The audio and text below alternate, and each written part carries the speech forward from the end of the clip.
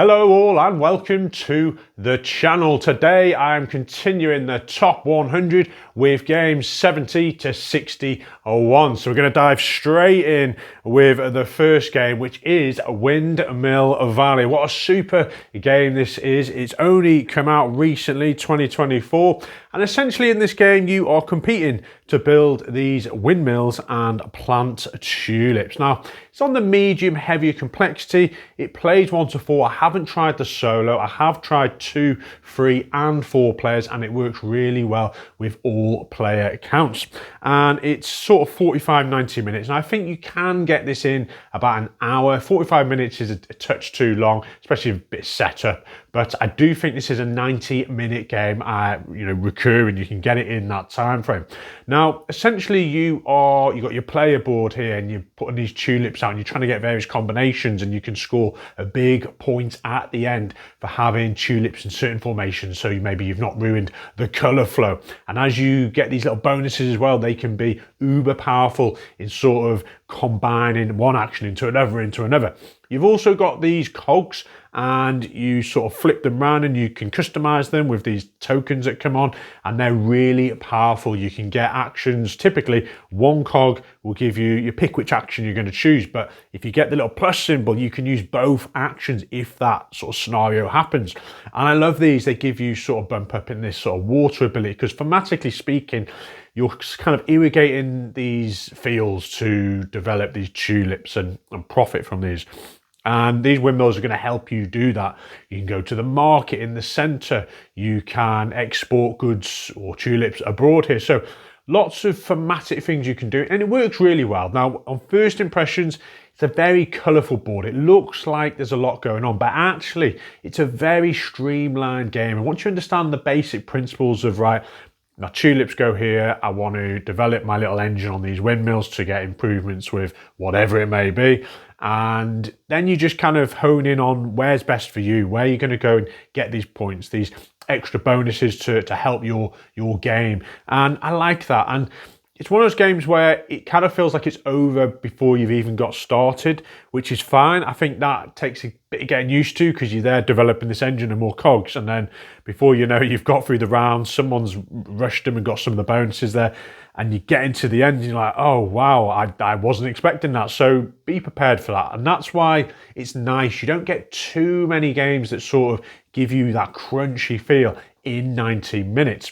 The tulips, I have actually completed all of the locations on my board, which is why this game's a little bit lower down for me, because it's fantastic sort of mechanics and design, but I feel like I maxed out what I could do on a couple of my players. And when I've got 5-10 more minutes and I haven't really got anything else to strive for, it just hit a sore point to me. I was like, I could have done with a little bit more. But in terms of getting a lot of game and bang for your buck out of 90 minutes, absolutely this game does that. So yeah, Windmill Valley, lots to like there. Right, next up, we're on the heavier side of games here, and this is called Import Export.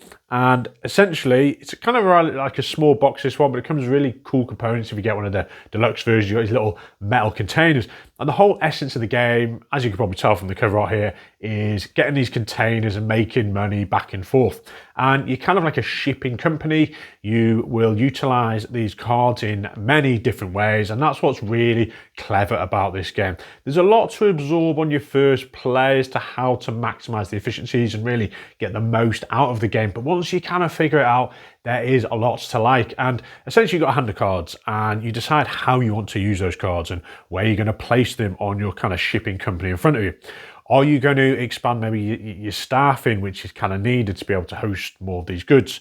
Are you just going to improve your goods quality, because that means you can then go and import better products, which are better and have more VPs on them there? Are you going to go and pirate and get the goods you need to fulfill the contracts you've got?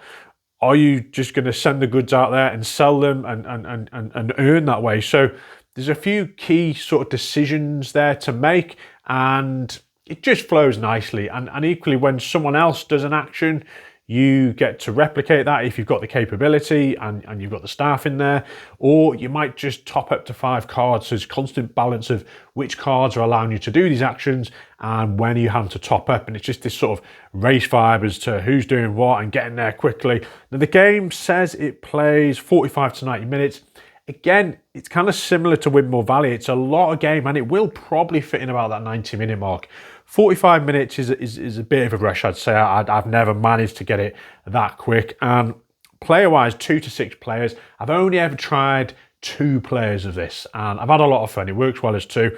Would I go for 6 players? I do think it could probably work. No idea on the time frame of this. I do think it would add time because there's a lot of intricacies to do. You're constantly looking at what containers are out there, what you could nab, and what sort of your little engine you're trying to build. So I wouldn't be inclined to want to try this for higher player counts, but I've enjoyed it at 2. It's in the list. Yep, import, export. Right, next up, we have Iberian Railways, and I think this is one of the first of the Winsome Games edition within my top 100, and what a super game this is. Now, it is about taking loans. It's about connecting these areas on the map here and building your income to escape that crushing debt. And that's what's really unique in this game is you don't start with anything. You have to take out debt to be able to build these routes here. And as you build the routes, you're connecting to more sources of income. You're also trying to meet these various victory point conditions. And it's very limited points on offer, which is kind of nice. You know, the game says it takes 60 minutes, and I think that's bang on. You'll most likely play it in that time frame. And at the end of it, or someone's, I can't remember how it ends now, but when it does end, you will hopefully have paid that debt off and you'll have loads of income coming in. But it's in terms of like maybe the quantity of certain coloured locations you've attained will get you some VPs, whoever's making the most income. And it's just basic things, but there's like 7 points, I think it is, something like that, 6, 7, 8 points. And who is going to get them points and how are they going to be distributed and who's going for what. So I like that. It's very streamlined and simple VP accumulation. So 3 to 5 players. So you're going to need 3 players to play this. I've tried it 3 and 4 players and it works nicely every time. Lots to like. And yeah, it's brought to you by Rio Grande, this, who tend to bring out a lot more of the Winsome Games edition. So Iberian Railways, lots to like there. Right. Next we have For Sale, which is crazy really because it's ahead of a lot of other quality games in my list. But why this is so high for me is it just does a super job of creating a dynamic atmosphere amongst a group of people. And it's so easy to teach. It looks vibrant. That the concept is clever. You just buy in these properties. And the auction mechanic as well, it's just really exciting. You start with 8 coins, something like that, and you're like, right, how am I going to utilize these to get what I want? You're putting a coin in and then someone else is just bidding it up and you're like, oh, do I take the lower valued card? Because that's what happens here. It's about bidding to stay in the race to get the best properties, and they go up to some spaceships or space stations, so they say, and luxury properties on the beach, and you don't want to have the cardboard box like number 1 or whatever it is. So you're trying to bid to stay in and get the best properties, because the best properties in your hand will then be utilized in the second round of the game to attain these checks. And they go from like 0 to 15. And there's a little game in there itself as to the time and when you play certain value cards. Because if you rush out with some of your best properties for these checks, you might have, not much competition. So you're kind of playing your opponents as well as to what they're going to do. So there's just lots to like in this. And it's a small box. You take it anywhere, easy to learn. And you can have a couple of games of it quite quickly as a sort of filler game. But everyone I've ever played it with just loves this game. Now, there is a few other editions out there. There's the For Sale Automata. It was like a vehicle edition with a theme of vehicles and had like a middle management level. I've not tried that. I'd be intrigued to, but I just think this does such a good job of, the 2 rounds, and it's just, it's perfect for what it needs to be, guys. So yeah, For Sale. Now it says 30 minutes, bang on. I'd say anywhere between sort of 15, 30 minutes. Doesn't outstay its welcome. Low complexity, and brought to you by Stefan Dora. Super game, For Sale. Next up, and even a better game, and it's called Modern Art. And this one for me, For Sale is probably more approachable for new players. Modern Art is like a step up in the sense you are auctioning and various types of auctions for these pieces of art. And it says here there's 4 types of auctions: challenge players and art speculation. Now there's many different types of this. So this one I've got displayed with the cover art is the one I have played. There's some really lovely looking ones out there, like this sort of Vietnamese, I believe it is, type artwork, or Japanese style artwork. And there's some crazy ones out there. I know Oink Games have brought like a miniature edition in a tiny box. So for me, there's different variations, and maybe the rules change slightly in some of them, I don't know. But this version here, super game. And as I said, you're kind of like an art dealer. I believe you're like a museum, and you're trying to attain and sell and auction different artworks, and they're quite quirky looking, and it's about timing and when to combine these to get the most money for them, because the auctions you choose will be on the card depending on which one you select. And sometimes you might be playing a super game, but the valuations of these based on the quantities of what has come out and around dictates kind of the valuations on this board here. And there's like a 10, 20, 30 chip, and if your piece of art style has got more chips on there, then it's more valuable and more in demand. So you have to adjust your style of play to how valuable these pieces of art are, which is clever. Now the auction style, you place a card, and it might be like a closed auction where everyone reveals from their hand what they're bidding. It might be a typical you bid, then it goes up, and whoever's left in it. It might be an auction where you get one chance to place your bid. So one player goes and it's like, right, 15, that is it. Next player's like, okay, that's a bit rich for me, I'm out. The next player gets one chance to place that bid, and then you might decide as the one who's auctioning it to pay it yourself or take the bid. So if you like auctioning games, this is a must, folks. And if you can find a copy in a version you like with the art style, super game. It plays 3 to 5, and I think it works well with all player counts here. 3 players works fine. I've played at all player ranges, and I just enjoy it with any range there. So it's actually quite an old game, this 1992. So that's why there's been a lot of reiterations of it. But yes, modern art, super game. Right then, we are over to something crunchy here. Yokohama. Now this is the latest cover art here. I haven't actually tried the newer version. I've played the original, should we call it, quite a few times now, and it's 2 to 4 players. I've played it with all the player counts. I've played this on the BGA sort of app as well, and it works great on there. And essentially this game is about claim your fame, it says here, as the dominant merchant in Yokohama during the Meiji period. Now, this one for me reminds me of a more complex and more engaging game to something like Istanbul, where you've got this kind of modular board, and the state of play changes from game to game, and you kind of have to figure out where is a trader, I guess here, you are going to go as a merchant, shall I say. So these locations, maybe the bank, to try and get more influence there, to get more money. You're then going to go rushing off to somewhere else, and you've got this Mancala-like sort of vibe where you can only go so far, but are you going to put more workers there or distribute them, these little cubes?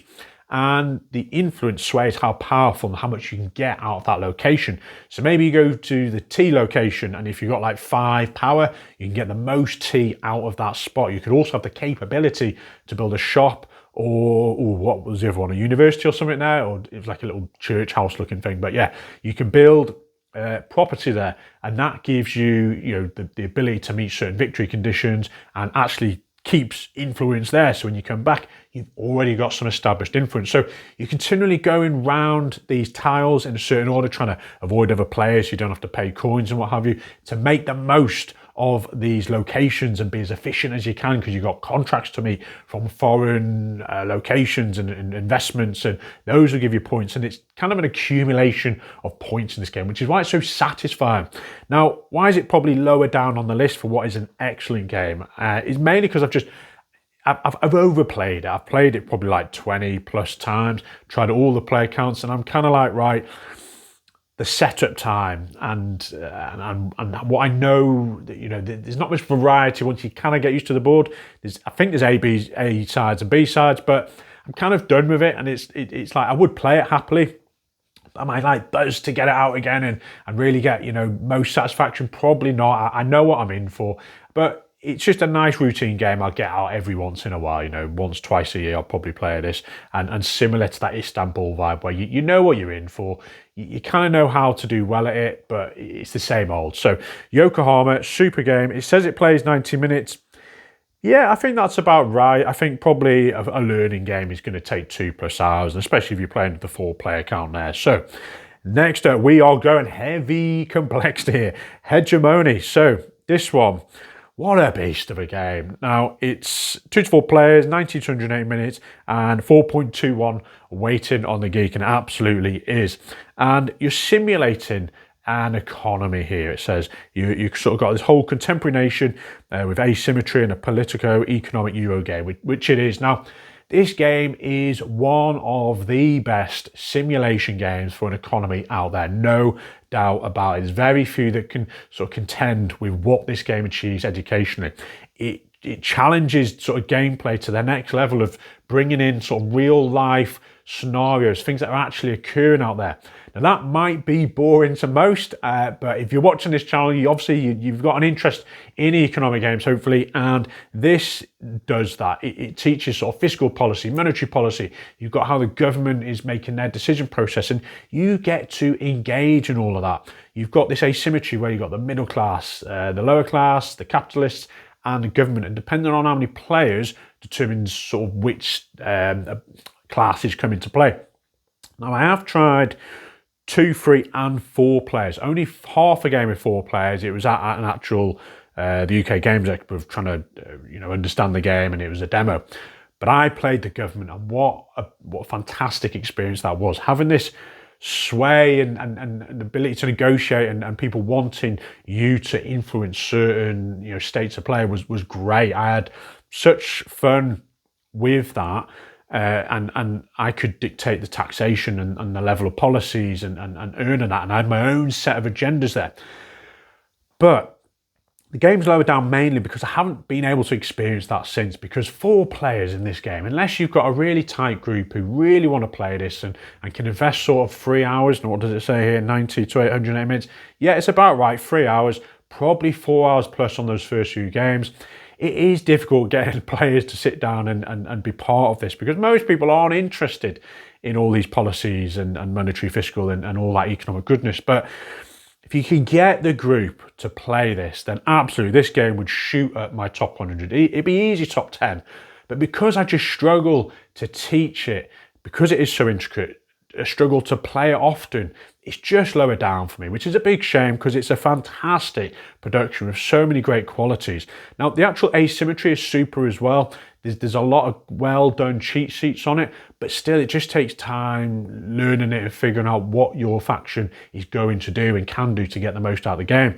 So lots to like here. Does a super job educationally, and in terms of what you're actually doing in the game, you've got this sort of push and pull of which policies you want to sway your class to, because it'll reduce taxation, which is great for even if you're capitalists, capital gains tax, or maybe you're trying to make the wage fairer for your workers because you're part of the lower class and you're sending out, or labour class, I can't remember what they call it now, and you're sending out all these workers. Capitalists are building these businesses. They need your workers. You need their businesses. You've got the government providing certain resources, but then are you going to go and export goods at a better price maybe, or import at a cheaper price?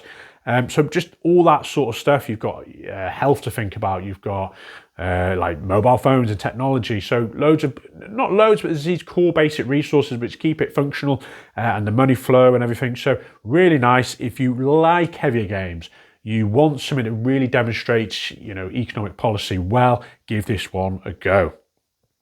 Right, next up, we have another Winsome game, which is Gulf Mobile and Ohio, which I've not played a bunch, and they all kind of merge in to one after a while. But this one is where you are auctioning and building these 23 railroads from Richmond to New Orleans, Memphis to Savannah. So you got a typical map here, and the key in this one is the actual colours are limited on the various, what you can utilize them to develop these companies, and you kind of picking the cubes off as you develop these and use actions to expand and what have you. And as you go further into different parts of the map, different companies become available. They've got certain shares you can acquire and auction off, and you get dividends and good things like that. And it says here 45 to 60 minutes, which is about right, because it's kind of capped with how much you can do due to the cubes. And you get to a stage where the game will end when all the cubes are on the board. And it's just an interesting game. There's lots to like here. Similar vibe to Iberian Railways here. And I just think for 60 minutes, you get a lot of game here. And it's 3 to 5 players, which is typical for Winsome Games. I've tried it 3 players only, and it worked well. I think it would work well with 5 as well. But lots to like. Another Winsome game, Golf, Mobile, and Ohio. Next up then, we have Gigawatt, which is unfortunately not done too well out there. It had its Kickstarter. It had a lot of, press about it for its whole renewable energy and trying to promote this within board gaming. And the actual game is really well done. I love a game with a map, and it's got a map of Europe. It's sort of touching with Russia coming in and these different international markets. But you are trying to run your nation here, and you get allocated a certain area of the board, and you're trying to make it its sources of energy are renewable. So you start off with like gas and coal, and these little tokens, and they show you how much energy you produce. And gradually you're investing in different infrastructures. Maybe you can hold more energy so it's not discarded, or the surplus at the end of a round. And you can get these different technologies, hydro, these deforestation ones. You can get solar and wind. And interestingly, with solar and wind, you have to roll dice, and based on the actual conditions. If it's windy, you'll get more power. If it's sunny, you'll get more power. But if it's not sunny, it's cloudy, for example, or it's not as windy, then your estimation of what energy you're getting is reduced by half. So you're trying to meet your supply of energy against demand. And this is really interesting because the more you get ahead and you actually have more energy, you've got nowhere to store it. So you're then hoping to trade it with other players internationally and maybe get their red queues for surplus. So it has a nice dynamic amongst the board of where this energy is flowing to. But if you have not built or invested in these sort of transmitters, this infrastructure to do so, you won't be able to move around this energy. So it's just a fascinating game. It looks super. It says it plays 1 to 6. You could play 6 players. It would take probably a little bit longer because it is about a 2-hour game here. I'd probably say 2.5 3 hours maybe with 6 players, because there's just a lot of, not moving pieces, but decisions over when the auctions happen and how you're going to achieve and demand fluctuating. And there is this sort of crazy aspect of, as you go round the board with providing more energy, you roll 1 dice to begin with, which increases demand. Then it's 2 dice and 3 dice as you get further on into the game. And that really escalates how much demand goes up by. And the game can actually end without any of you even winning. So you kind of got this time pressure as well, which is quite unique in the game. But yeah, overall, I've had a 2, 3 and a 4 player game of this. Been great at all player counts there, and I just think it's an invigorating, fresh theme, and just done really well. So yes, Gigawatt.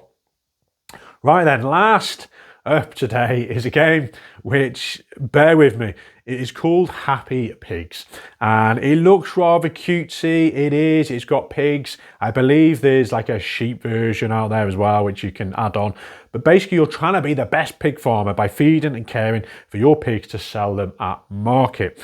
Now, you're looking at it, you're going, Craig, you're crazy. Why is this so highly regarded up there? For me, this does such a great job of interaction amongst players, because you've got this basic field and you have complete, freedom to decide what you are going to do.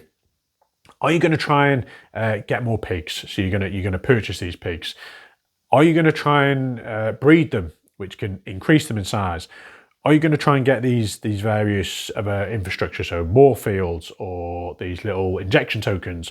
And there's these 4 actions, and you all simultaneously reveal which action you want to do.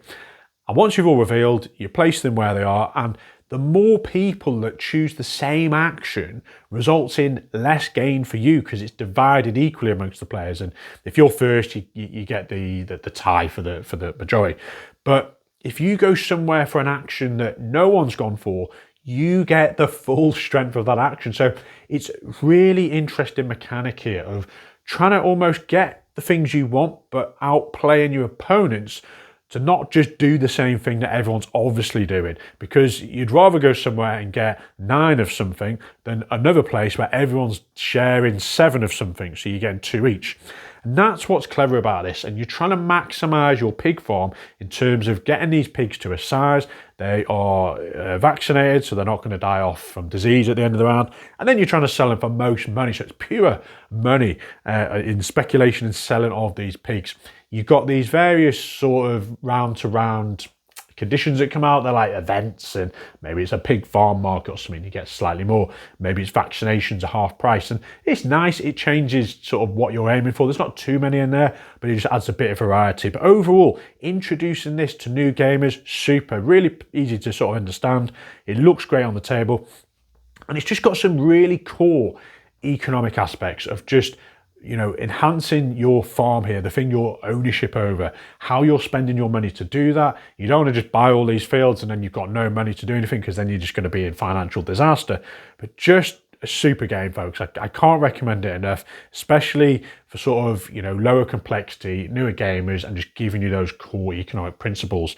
And that is Happy Pigs, guys. And that is all of the games today. What a pleasure as usual. Can't wait to bring you my next top 10. There we are. See you all soon.